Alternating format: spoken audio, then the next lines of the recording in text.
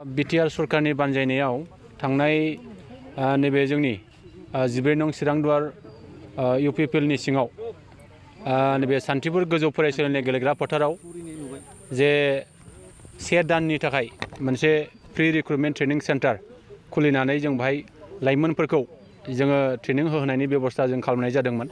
बाहाय थांनाय समाव 650 सासे जोंनि लाइमोनफ्रा बाहागो लादोंमोन। दिनै फैयै फैयै दिनै नैबे जोबथि हाबाफारि जाफैबाय। बे 650 जोंनि लाइमोनफोरनि जे नुजाथिनायनि गेजेरजों जोङो दिनैहाय मोजाङैनो मोजां जाफुंसार जागोन बेखौ जों मिजिं खालामदों आरो बिथांमोना निस्सय गावसोरनि नाजानायखौ लाखिबाय थानानै फैबाय थानाय समाव निस्सय गावखौ गायसननायाव एसेब्लाबो मदद खालामगोन जों बेखौ मिजिं खालामो। दा बेनिखायनो आङो गिबियाव जोंनि दानि बिटिआरनि गाहाय मावफुं सोद्रोमा प्रमद बर' सारनिसिम आङो रोजा रोजा साबायखर जासिगोन। दा बिथाङा फैबाय थानाय समावहाय जे लाइमोनफोरखौ गायसनथाइ होनायनि थाखाय जेरैबायदि हाबाफारि लादों दा बिथांखौ जोङो निस्सय साबायखर जासिनांगोन।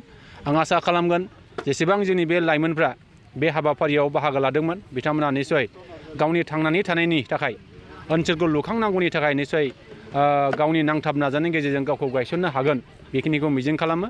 जों आसा खालामो जाहाथे फैबाय थानाय समाव आरो बेबायदि गोबां हाबाफारिनि गेजेरजों जोंनि ओनसोलनि थाखाय जोंनि हारिनि थाखाय समाजनि थाखाय देशनि थाखाय खामानि मावनायाव एसेब्लाबो मदद मोनगोन बेखौ जों मिजिं खालामनो हायो। जोङो नैबे दिनैनि फोजोबनाय फोरबोनि गेजेरजों जोङो लाइमोनफोरनो नैबे हाबाफारियाव बाहागो लानाय जोंनि फंबाय बिनानावमोननो गांफा जोङो जेखिनि जोङो गुबुन जे आर्मियाव एसएसबिआव आइटिबिपिआव बिएसएफआव आसाम राइफलआव जेरैबायदि जोङो बादायलु खालामनांगौनि थाखाय जेरैबायदि बिजाब जोंनो नांगौ गोनांथि जायो बे बिजाबखौबो जोङो दिनैनि हाबाफारिनि गेजेरजों गांफा बिथांमोननो राननानै हरनाय जायो। आंनि मुङा जाहैबाय उत्तम बर'। आं नैबे बिटिआर गभर्नमेन्टजों थिसनजानाय नैबे जोंनि प्रि रिक्रुटमेन्ट जि ट्रेनिं प्रग्राम जे जोंनि बिटिआरनि मोनब्रै जिल्लायाव जागायदोंमोन बा सोलिदोंमोन बेनि आङो एसे इनचार्ज हिसाबै कर्डिनेटर हिसाबै आङो थिसननाय जादोंमोन।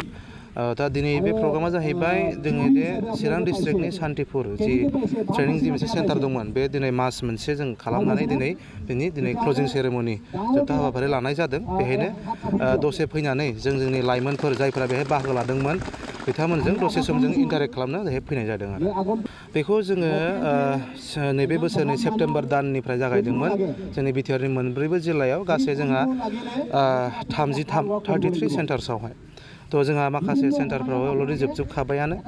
बे हिसाबै जोंना सान्थिपुरा दिनै बेहाय जोबनाय हाबाफारिखौ लानाय जाबाय आरो बेजों लोगोसे बेखौनो बुंनो नागिरगोन दि जेनेबा गासै 5,000निबो जोंनि लाइमोन सेंग्रा सिख्लाया बेहाय थोंजोङै बाहागो लादों आरो बिथांमोना नैबे ट्रेनिं प्रग्रामनि गेजेरजों बिथांमोना माखासे जि बुस्थुखौ रोङाखैमोन जि बुस्थुखौ मिथियाखैमोन बेखौ बिथांमोना मिथिनोबो हादों आरो सोलोंनोबो हादों। दा बुंनो थाङोबा जोंनि जे बिटिआर एकर्डनि जि दफा हिसाबै जे मोनसे रिक्रुटमेन्ट मोनसे जागोन बेखौनो जोङो थोंजोङै नोजोर लानानै नैबे ट्रेनिं प्रग्रामखौ लानाय जादों। थ' बेहाय जिखिनि मिनिमाम जिखिनि नांगौ मिनिमाम जेनेबा सोलोंथाइ मिनिमाम माखासे बे फिजिकेल स्टेन्डार्ड मिनिमाम माखासे बे बैसो बे मिनिमाम केटेगरिखौहाय बेखौ जि दङ बेखौनो थि खालामनाय जादों। खिन्थु मेक्सिमाम जि दङ मेक्सिमाम जि बैसो दङ बेखौहाय जोंनि बिटिआर सरकार आसाम सरकार आरो सेन्ट्रेल भारत सरकार बिदिनो ज' सावरायनानै बेखौ बबे लेभेलसिम लांजायो बेखौ दासिमबो सावरायगासिनो दङ। बे प्रग्रामखौ लानानै दिनै जे प्रि रिक्रुटमेन्ट ट्रेनिं प्रग्राम बेनि गुबै थांखियानो जाहैबाय दि जोंना बोसोर जाबाय जोंनि लाइमोनफोरा बेबायदि डिफेन्स लाइनाव थिसननाय बा डिफेन्स लाइनाव थांनाय जि हुदाया बे खम जालांबायमोन। बेनि जाहोनावहाय जोंहा बेखार समस्या बांसिननिफ्राय बांसिन जालांगासिनो दङ। बेनिखायनो बे सरकारि नाजानायावनो जाहाथे जिखिनि बेसिक जिखिनि इनफरमेसन नांगौ जिखिनि ट्रेनिंखौ नांगौ बेखिनिखौ होनानै जाहाथे बिसोरनि गोसोखौ जाहाथे जोङो आरो बेजों लोगोसे बिसोरनि गोसोजों लोगोसे जोंनि बे बिटिआराव मोनसे आबहावा जाहाथे जों लाबोनो हायो दि जोंहा बे खेथ्रआवबो जोंहा गोसो गुदुं जानानै नाजायोबा बेहायबो साख्रि लानानै गावबा गावनि लाइफखौ सेटेल खालामनो हायो आरो बिटिआर एकर्डआव बे दफा थिसननायनि मेन गुबै थांखिया बेनोखा।